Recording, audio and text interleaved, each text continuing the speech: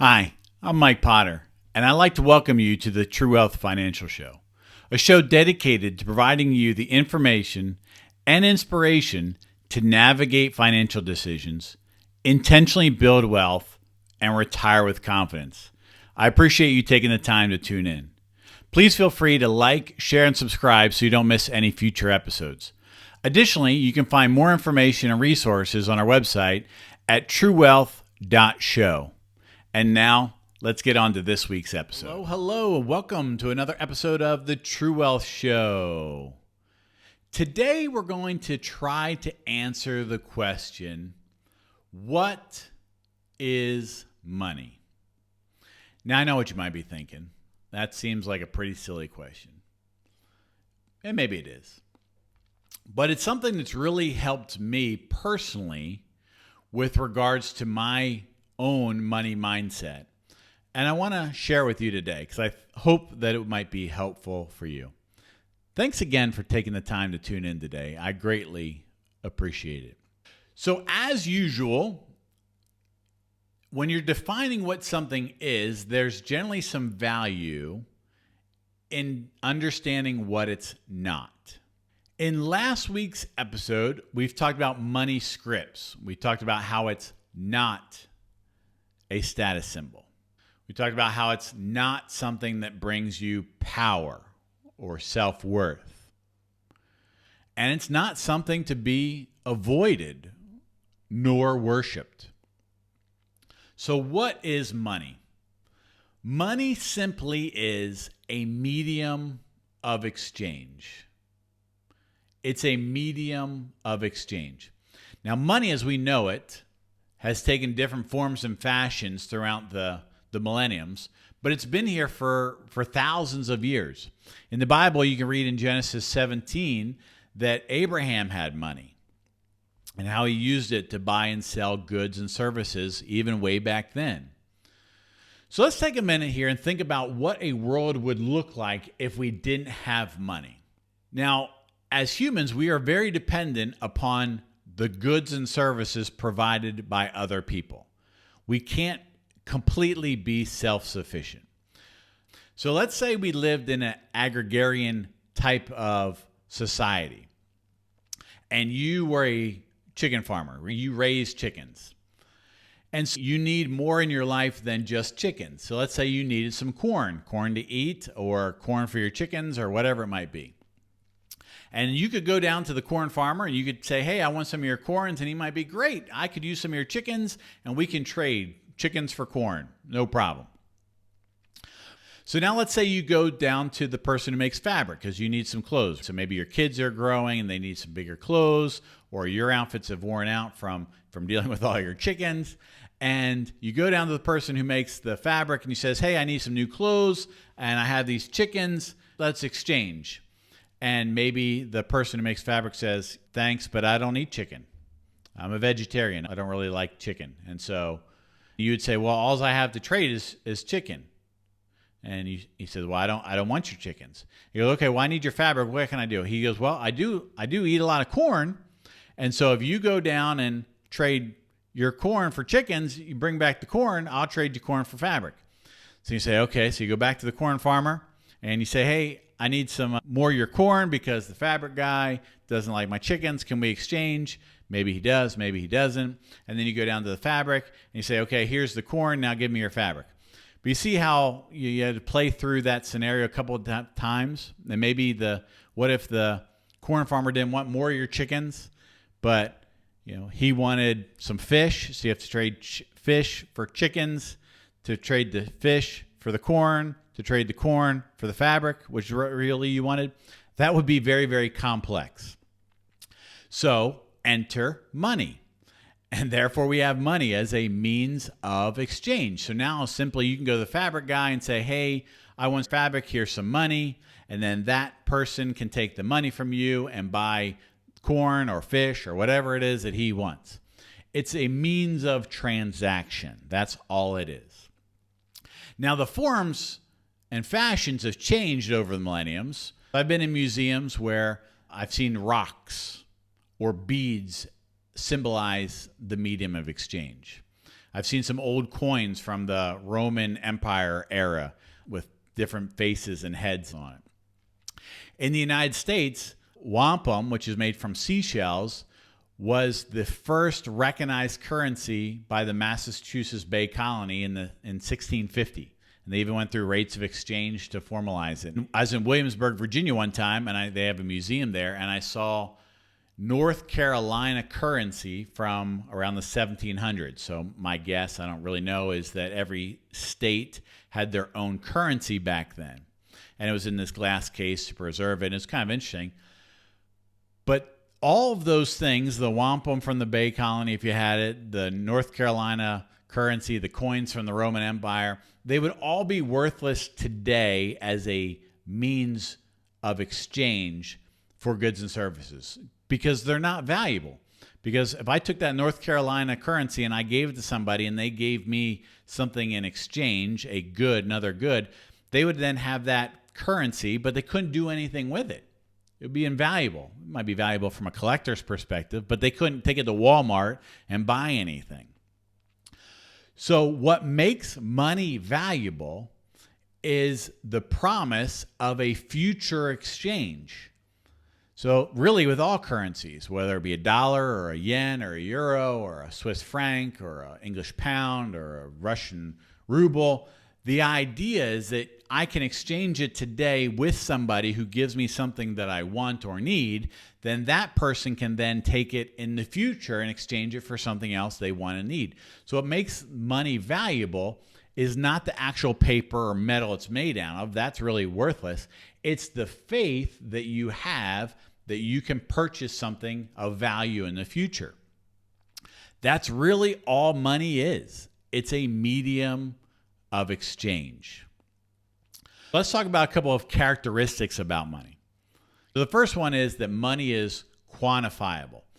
There is only a certain amount of money in the system. In the United States, it's the Federal Reserve that controls the money supply, how much money there is in the overall economy transacting, flowing through to be used in terms of goods and services. So there's a quantifiable amount. There's a certain dollar amount. And the Federal Reserve tracks it. You can go onto their website and view it if you want to.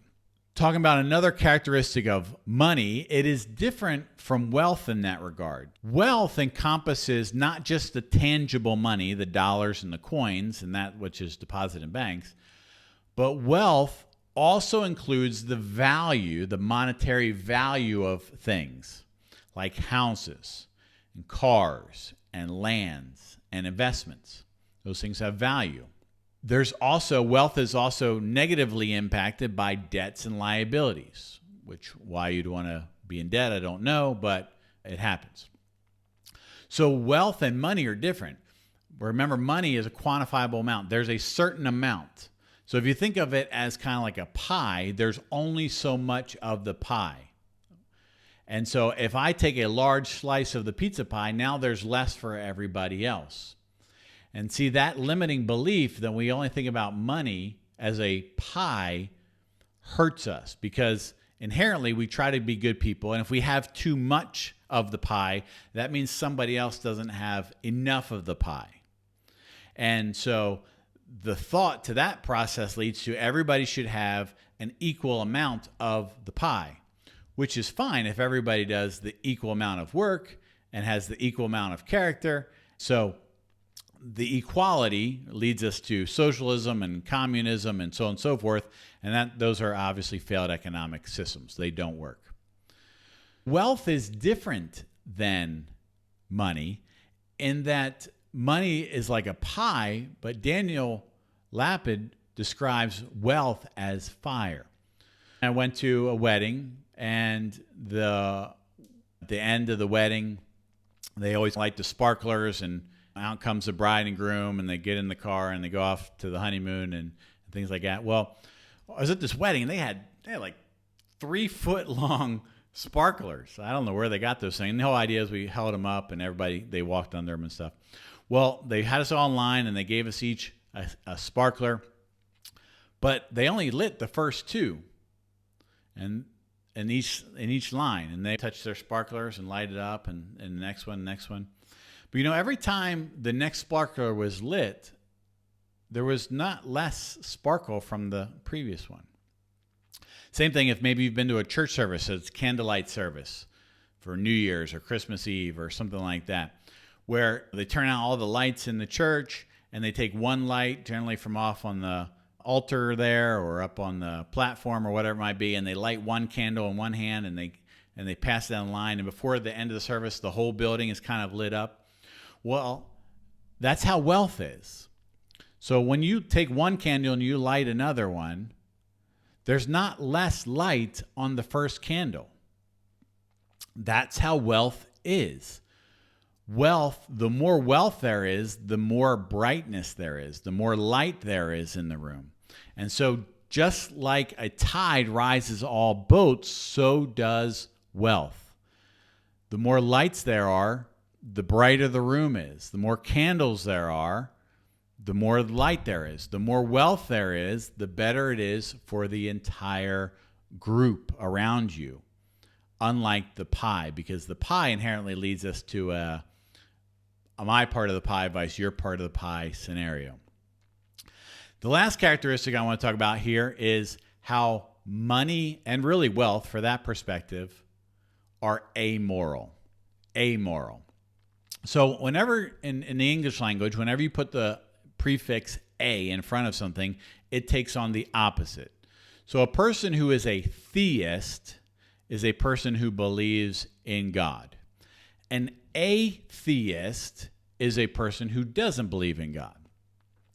I remember in 9th grade biology learning about asexual reproduction. So in sexual reproduction, two entities come together, have a sexual relationship, normally a male and a female, and they reproduce. There is such thing in nature and science of called asexual reproduction. So something can reproduce without a male and female, if you will, right? Like so bacteria, it just divides the nucleus, and it's asexual reproduction. So money is amoral. Amoral. It's not bad and it's not good. It doesn't have morals. So if you think about it, just like maybe a pen. So a pen is an inanimate object, and it too is amoral. I can take this pen and I could potentially poke somebody's eye out. I could take the same pen and I can write a love letter to my wife.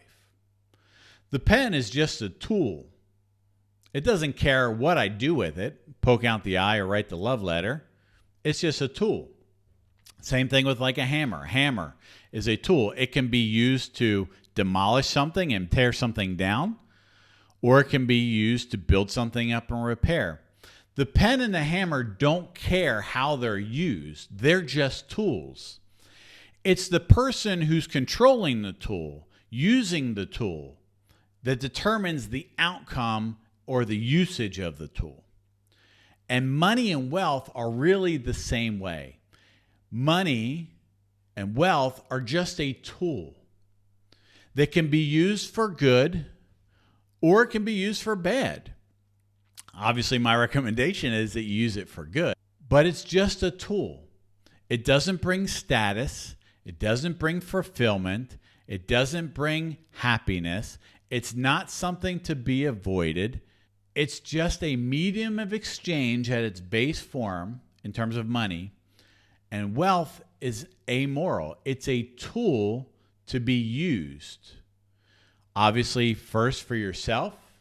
Hopefully, secondly, for your family, for those that are around you in your community, and those that you want to impact by it.